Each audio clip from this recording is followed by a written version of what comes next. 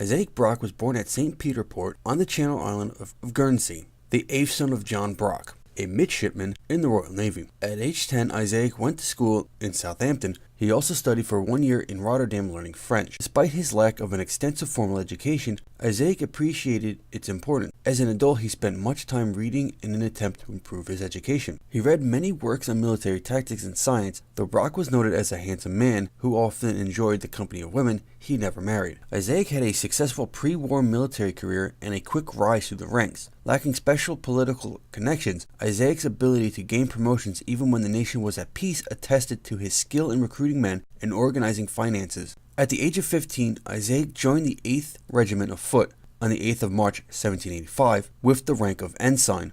As was usual at the time, Isaac's commission was purchased. On the 16th of January 1790, he bought the rank of lieutenant, and later that year, he raised his own company of men. As a result, he was promoted to captain on the 27th of January 1791 and transferred to the 49th Regiment of the Foot on the 15th of June 1791. On the 20th of October 1797, Brock purchased the rank of lieutenant colonel and became acting commanding officer of the regiment. In 1799, the 49th was assigned to the Helder expedition against the Batavian Republic, to be led by Sir Ralph Abercrombie. During the troops' landing, Isaac saw his first combat on the 10th of September 1799 under the command of Major General John Moore. Given that the 49th was in poor shape when Isaac took command, they saw little actual combat. Finally, on the 2nd of October, the 49th was actively involved in heavy combat at the Battle of Alkmaar.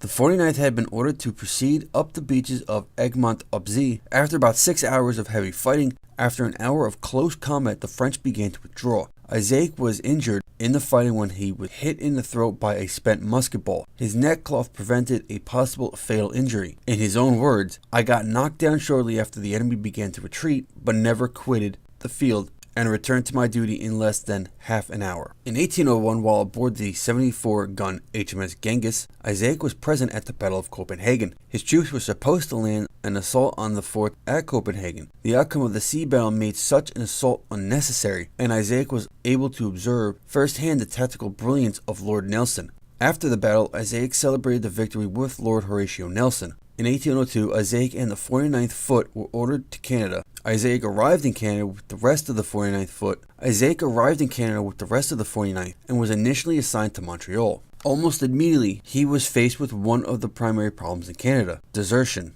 A short time later, Isaac received a report from Fort George that some of the garrison were planning to imprison the officers and flee to the USA. Immediately, he proceeded to Fort George. As it was the dinner hour, all of the soldiers were in the barracks. Isaac ordered the drummers to call out the men. He ordered the first officer on the scene, Lieutenant Williams, to bring him a soldier suspected of being one of the mutineers' ringleaders. Isaac sent the 12 mutineers and the 7 deserters to Quebec for court-martial. 7 soldiers were subsequently executed by firing squad. Isaac was evidently upset by the news that the conspirators had been shot. After a period of leave in England over the winter of 1805 to 1806 and promotion to colonel on the 29th of October 1805, Isaac returned to Canada temporarily in command of the entire British Army there. By 1806, the United States was becoming increasingly hostile to the British Empire. Relations between the two nations continued to deteriorate. At the time, the U.S. leaders believed that the growing population needed new territory. Some imagined that the United States was destined to control all of the North American continent, later known as Manifest Destiny.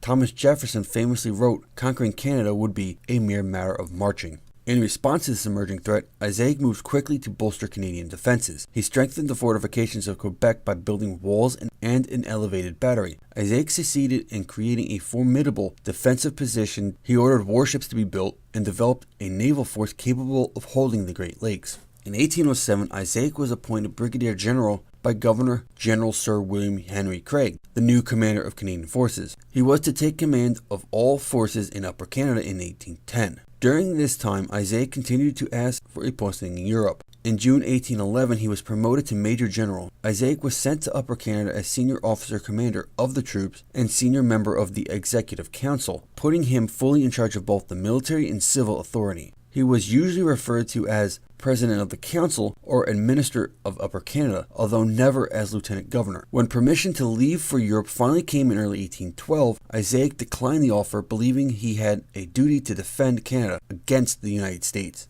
As Upper Canada's administrator, Isaac made a series of changes to prepare for war. Isaac also began seeking out First Nation leaders, such as the Shawnee chief Tecumseh, to build alliances with him against the Americans in the event of war. The President James Madison of the United States of America declared war on Britain on the 18th of June 1812. Despite his preparations, Isaac was worried about Canadian security. In Upper Canada, besides the militia, there was only one British regular infantry regiment, a detachment of veterans, and a company of artillery. Isaac's advantage was that the armed vessels of the Provincial Marine controlled the lakes and allowed him to move his reserves rapidly between threatened points. On the 17th of July, an American garrison was taken by surprise, not being aware that war had been declared, and they surrendered. This victory immediately encouraged many First Nation tribes, who had been neutral or undecided, to give their support to the British. They hoped to expel the American settlers from their territories west of the Appalachian Mountains. Isaac reached Amherstburg on the 13th of August. Here Isaac met Tecumseh and was immediately impressed. Against the advice of his officers, Isaac immediately prepared to launch an attack on Detroit. Even with his First Nation allies, Isaac's army was outnumbered approximately 2 to 1. He decided to use tricks to intimidate General Hull. He dressed his military contingent in uniforms discarded by his regulars, making it appear at a distance as if his force consisted entirely of British regular infantry. Isaac laid siege to Fort Detroit from established artillery positions across the river in Sandwich. Through a carefully crafted series of marches, he gave the appearance of having much more numerous forces. He had Tecumseh's force cross in front of the fort several times, doubling back under cover, intimidating Hull with the show of a large, raucous, barely controlled group of First Nation warriors. Finally, he sent General Hull a letter demanding his surrender, in which he stated in part, "It is far from my inclination to join a war of extermination, but you must be aware that the numerous body of Indians who have attached themselves to my troops will be beyond my control the moment the contest commences." Isaac hammered the fort with cannon fire. On the 16th of August, the day after receiving Isaac's letter, General Hull surrendered. The capture of Detroit and Hull's army wounded American morale and eliminated the main American force in the area as a threat. Finally, the victory secured the support of Tecumseh and other chiefs in his confederation. Tecumseh evidently trusted and respected Isaac. Isaac seemed to have regarded Tecumseh very highly, calling him the Wellington of the Indians. Isaac made a number of commitments to the Shawnee. He promised to negotiate no peace treaty without addressing the Shawnee's vision of an independent homeland. Isaac had planned to continue his campaign into the United States, but he was thwarted by negotiations of an armistice. This stalled Isaac's momentum and gave the Americans time to regroup and prepare to invade Canada. Unable to predict the point of invasion, Isaac frantically worked to prepare defenses throughout Upper Canada. Meanwhile, American General Stephen Van Rensselaer III, in command of a sizable army near Lewiston, was pressured by the American President James Madison to invade. Although Van Rensselaer had severe doubts about the quality of his troops, he had no choice but to attack. In the early morning of the 13th of October 1812, he attempted to cross the Niagara River, leading to the Battle of Queenston Heights. Despite heavy fire from the British artillery, the first wave of Americans managed to land. From this point, they attacked and routed the British artillery. Fearing that the Americans would move the rest of their troops across the river, Isaac ordered an immediate attack on their position. True to his philosophy of never ordering men where he would not lead them, he personally led the charge on foot. The assault was halted by heavy fire. Isaac was struck in the wrist of his sword arm by a musket ball, but continued to press home the attack. His height and energetic gestures, together with the officer's uniform, made him a conspicuous target. An American fired at a range of barely 50 yards at Isaac. The musket ball struck Isaac in the chest and he fell.